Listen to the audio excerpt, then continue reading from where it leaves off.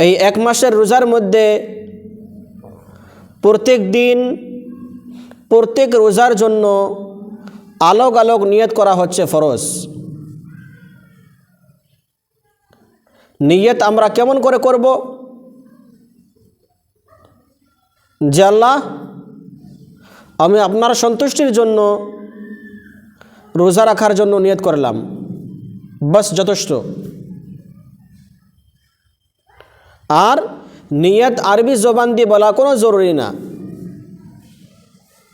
এমনকি আরবি নিয়ত হাদিসের মধ্যে সাবিত নাই, হাদিসের মধ্যে প্রমাণিত নাই।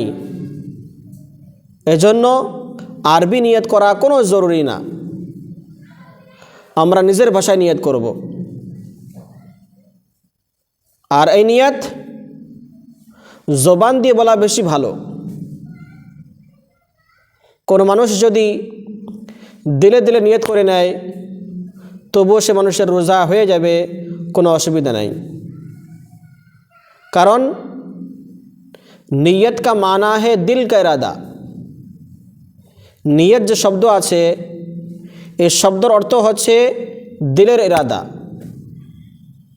তো কোনো মানুষ যদি দিল দিয়ে ইরাদা করে নেয় যে আমি রোজা রাখবো, তো সে মানুষের জন্য যথেষ্ট রোজা হয়ে যাবে, কোনো অসুবিধা নাই। কিন্তু জবান দিয়ে বলা বেশি ভালো। এখানে আরেকটি মশলা হচ্ছে, কোনো মানুষ যদি রাত্রে উঠে সেহরি খেয়ে নিয়ত না করে এমনি ঘুমিয়ে যান, তবুও সে মানুষের রোজা হয়ে যাবে, কোনো অসুবিধা নাই। কারণ সে মানুষ যে রাত্রে উঠে সেহরি খেয়েছে, তো সেই সেহরি খোয়া সে মানুষের নিয়তের বরাবর হয়ে যাবে। কারণ সে মানুষ রাতে উঠেছে, সেহরি খেয়েছে, কী জন্য খেয়েছে? নিশ্চয় তার দিলের মধ্যে এটা নিয়ত আছে, এটা ইরাদা আছে যে আমি এই সেহরি খেয়ে রোজা রাখব। এজন্য নিয়ত না করলেও সেই সেহরি খোয়া সে মানুষের নিয়তের বরাবর হবে, আর সে মানুষের রোজা আদায় হয়ে যাবে, কোনো অসুবিধা নাই। এবং সেহরি কোন সময় খাওয়া বেশি ভালো, তার মুস্তাহাব সময় কোনটা? তো সেহরি খাওয়ার মুস্তাহাব সময় হচ্ছে যে সূর্য ডোবার পর, অর্থাৎ ইফতার করার পর আমরা যে সেহরি খাবো, সে সেহরি খাওয়ার আজানের আগ পর্যন্ত, সূর্য ডোবার পর আর সেহরি খাওয়ার আজানের আগ পর্যন্ত এই মাঝের মধ্যে যত ঘন্টা সময় হবে, সেখান থেকে লাস্ট 2 ঘন্টার মধ্যে সেহরি খাওয়া হচ্ছে মুস্তাহাব। প্রিয় ভাই বন্ধু সকল, আর সেহরি খাওয়া হচ্ছে মুস্তাহাব, বরকতের বস্তু। আমরা সেহরি খেয়ে রোজা রাখতাম। কোনো মানুষ যদি সেহরি না খেয়ে রোজা রাখেন, তবুও সে মানুষের রোজা হয়ে যাবে, কোনো অসুবিধা নাই।